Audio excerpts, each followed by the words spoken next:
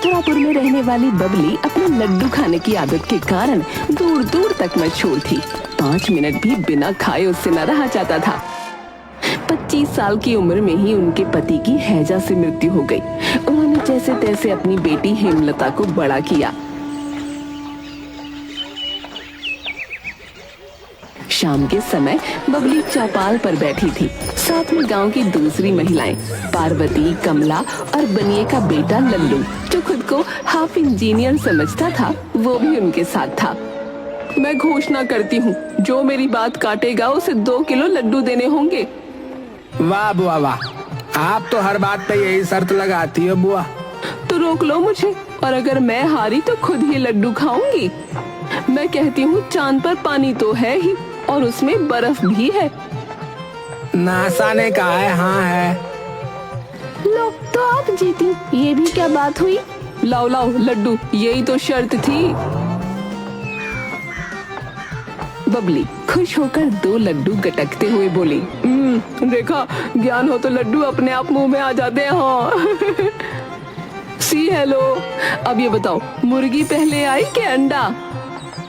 अंडा आया पहले। तो अंडा किसने दिया? मुर्गी ने?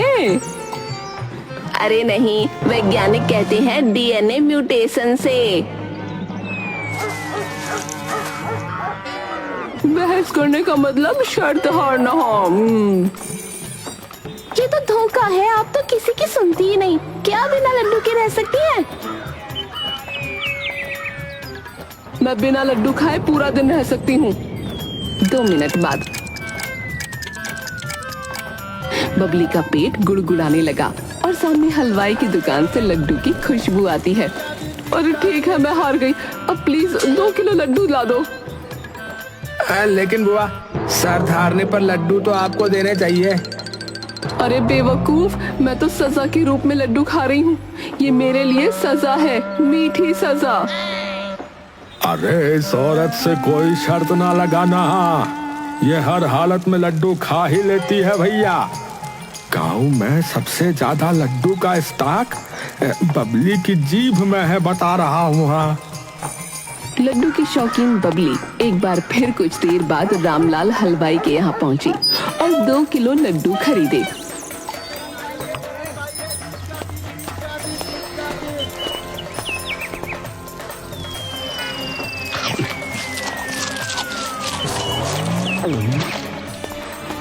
और फिर कुछ देर बाद वापस आई और डिब्बे लौटा के चली गई।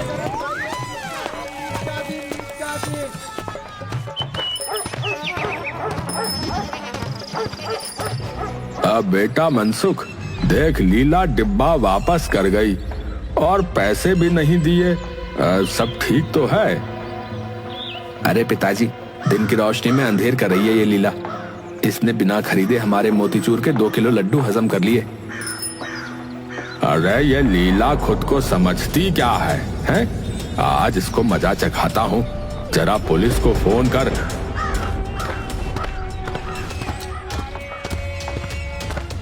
हलवाई रामलाल दुकान के बाहर खड़ा है, माथे पर पसीना और हाथ में खाली लड्डू का डिब्बा।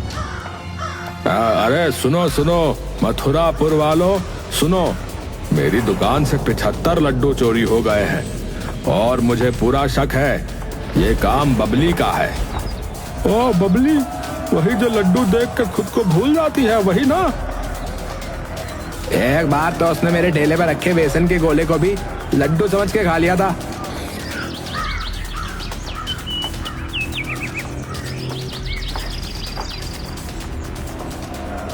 पंचायत बुलाई जाती है, सब गांव वाले इकट्ठा। बबली, क्या आपने रामलाल की दुकान से लड्डू चुराए? हे भगवान, चोरी? मैं? नहीं नहीं, मैंने तो प्रसाद समझ के खाए थे। मुझे क्या पता था कि दुकान में रखा हर लड्डू प्रसाद नहीं होता।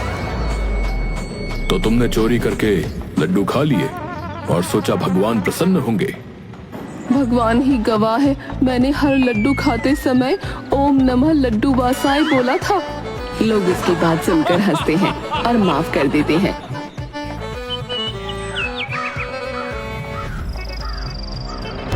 गांव में राजनीति का माहौल गर्म था। पगड़ी वाले, लाठी वाले और झंडा उठाए लोग घूम रहे हैं। लेकिन इस बार माहौल में एक मीठी सी खुशबू है लड्डू की, क्योंकि इस बार बबली भी चुनाव लड़ रही थी। वो मंच से बोली, ग्रामवासियों, अगर आप चाहते हैं हर त्योहार पे लड्डू, हर शादी में एक्स्ट्रा मिठाई और हर पंचायत मीटिंग में रसगुल्ला, तो वोट तो मुझे, बबली को। लोग तालियां बजाते हैं। और हाँ, मेरा वादा है, हर वोट पर एक लड्डू मिलेगा। सिर्फ मुझे वोट दो, मैं जीवन मिठास से भर दूंगी। उसके विरोधी उम्मीदवार रणधीर सिंह ने ये सुना तो गुस्से में बोला, ये तो वोट की खरीदारी है, लोकतंत्र की मिठास नहीं। बबली बेईमान है। अरे भाई साहब, आप तो गुस्से में यूं ही कड़वे करेले बन गए हो। लोकतंत्र में मिठास होनी चाहिए, लड्डू वाली मिठास। जी बबली जी, मैं तो वोट के साथ साथ 2 लड्डू लूंगा, बीवी के लिए भी।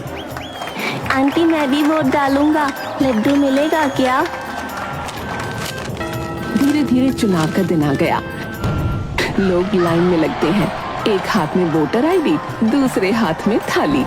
लोग वोट डालते हैं और उधर लड्डू डिस्पेंसर से मिलता है एक गर्मा गर्म बेसन का लड्डू। बबली को 98% वोट मिले हैं। हाय, इतने वोट तो हमने भगवान को भी नहीं दिए कभी। बबली शपथ लेती है, मैं बबली देवी कसम खाती हूँ, गांव की भलाई करूंगी और हर घर को मिठास से भर दूंगी।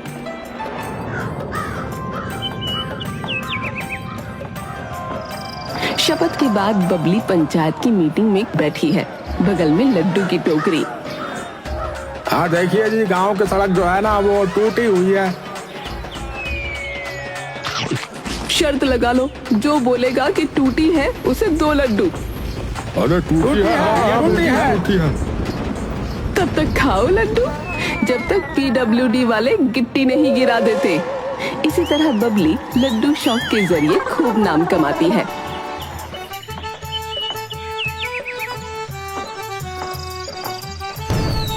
आज उसकी बेटी हेमलता की शादी थी गांव में। शादी की तैयारियां गांव में जोरों पर हैं।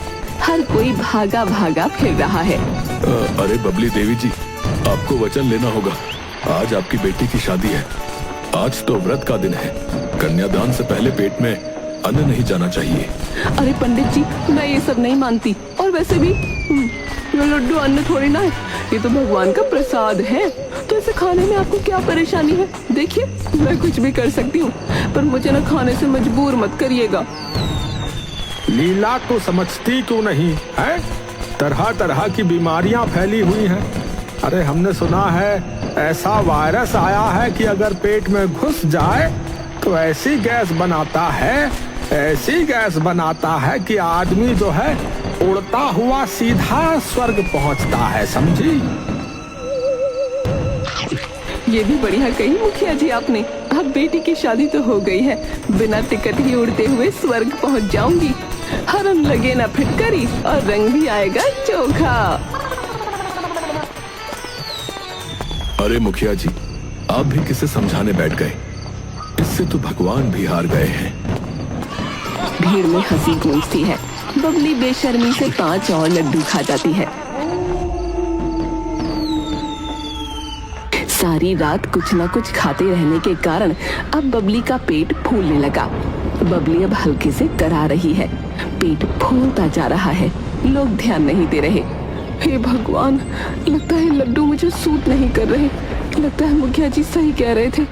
तैयारी, सचमुच मेरा पेट फूलता जा रहा है।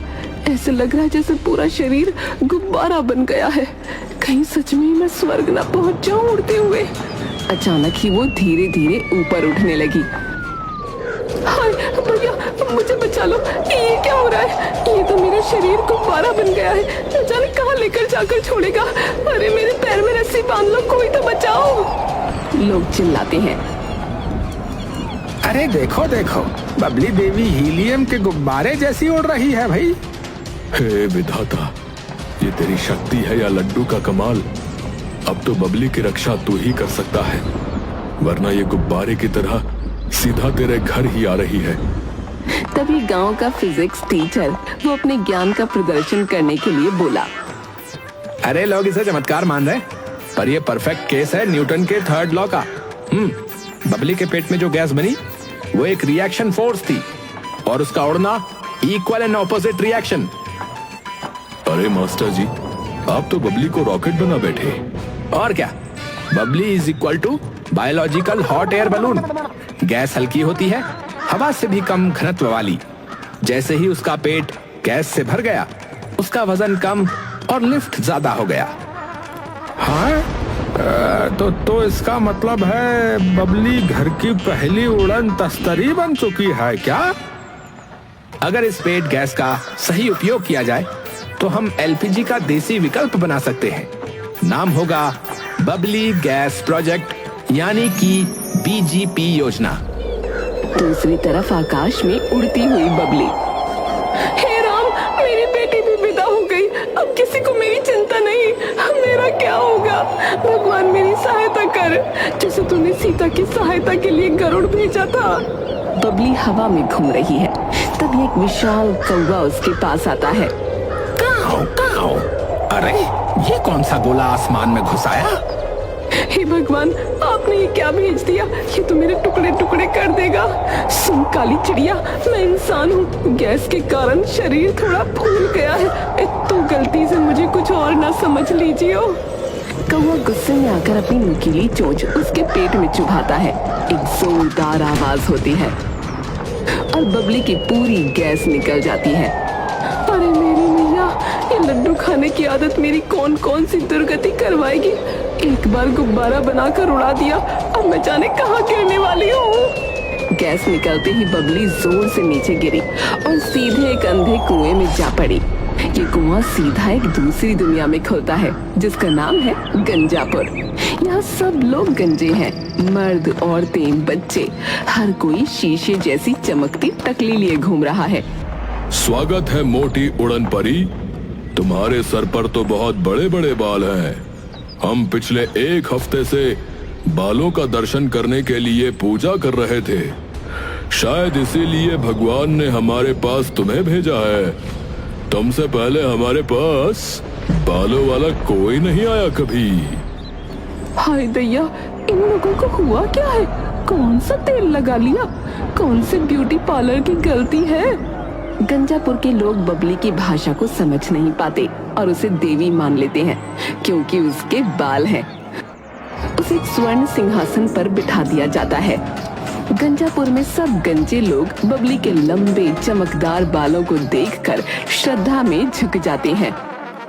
हे देवी बबली, आप तो बालों की मल्लिका हैं। कृपया करके हमें भी बालों का वरदान दीजिए। हम रोज नारियल तोड़ते हैं, लेकिन बाल नहीं आते। तुम लोग बाल मांग रहे हो और मैं सोच रही हूँ बाल बच गई। खैर, बाल चाहिए तो थोड़ा इंतजाम करना पड़ेगा। बबली गांव की सबसे बड़ी कड़ाही मंगवाती है। उसमें लड्डू, चिरौंजी, घी, बादाम, प्याज का रस और अपना खास घरेलू हेयर ऑयल डालती है। लो भैया, ये है मेरे नानी का नुस्खा।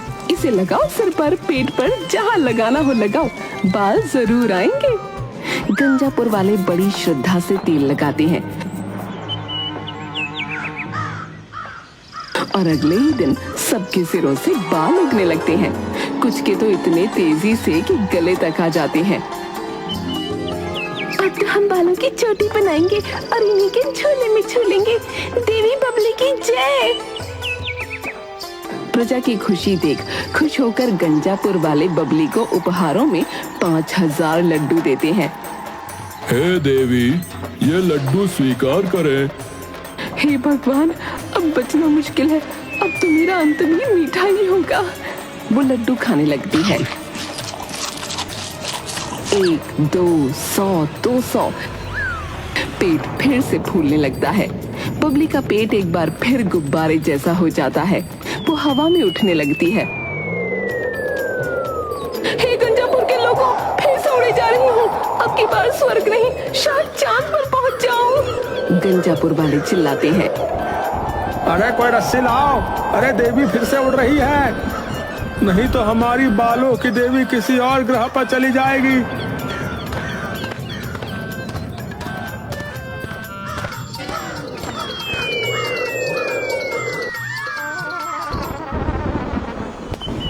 बबली को गंजापुर में रहते रहते काफी समय बीत जाता है।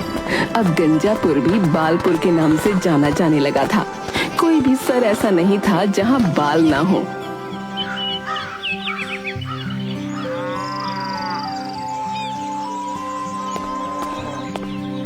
एक बार गंजापुर में एक साधु आए।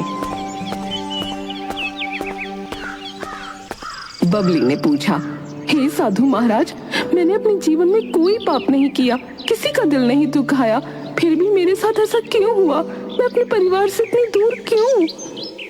बेटी, तेरे जीवन में हर खुशी और मुश्किल की वजह सिर्फ एक ही चीज है, जिसका नाम है लड्डू।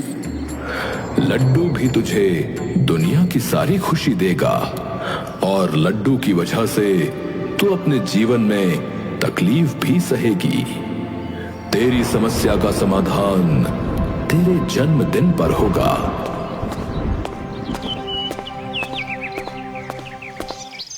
गंजापुर वाले बबली को उसके जन्मदिन पर फिर उपहारों में 5000 लड्डू देते हैं। हे देवी, ये लड्डू स्वीकार करें। हे भगवान, अब बचना मुश्किल है, अब तो मेरा अंत भी मीठा ही होगा। वो लड्डू खाने लगती है। 1, 2, 100, 200। पेट फिर फूलने लगता है। कोई उसे रोके उससे पहले ही वो उड़ जाती है और फिर एक बार वही कौवा उसके पेट में चोंच मारकर हवा निकाल देता है। इस बार वो सीधा गिरती है मथुरापुर के कुएं में। गांव वाले कुएं के पास जुटते हैं। बबली पानी में से निकलती है। अरे देवी जी वापस आ गई। लगता है स्वर्ग वालों ने भी इसे वापस लौटा दिया। अब से व्रत रखूंगी, पर अगर लड्डू भगवान खुद देंगे तो भी ना खाऊंगी। लड्डू के नाम से परहेज रखूंगी मुखिया जी। इस बीच बबली की बेटी को बच्चा होता है और बबली की बेटी बबली की याद में अपने बेटे का नाम लड्डू रख देती है।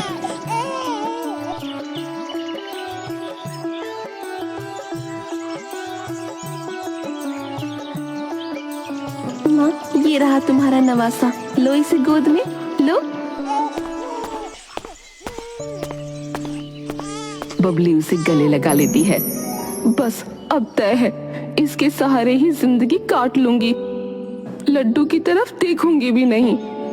माँ, तुम्हारा पीछा लड्डू से नहीं छूट सकता। ये तुम्हारा नवासा है, मैंने इसका नाम लड्डू रखा है। बबली उसका नाम सुनते ही उसे बेटी को तुरंत वापस कर देती है और बबली की बेटी हंस पड़ते हैं।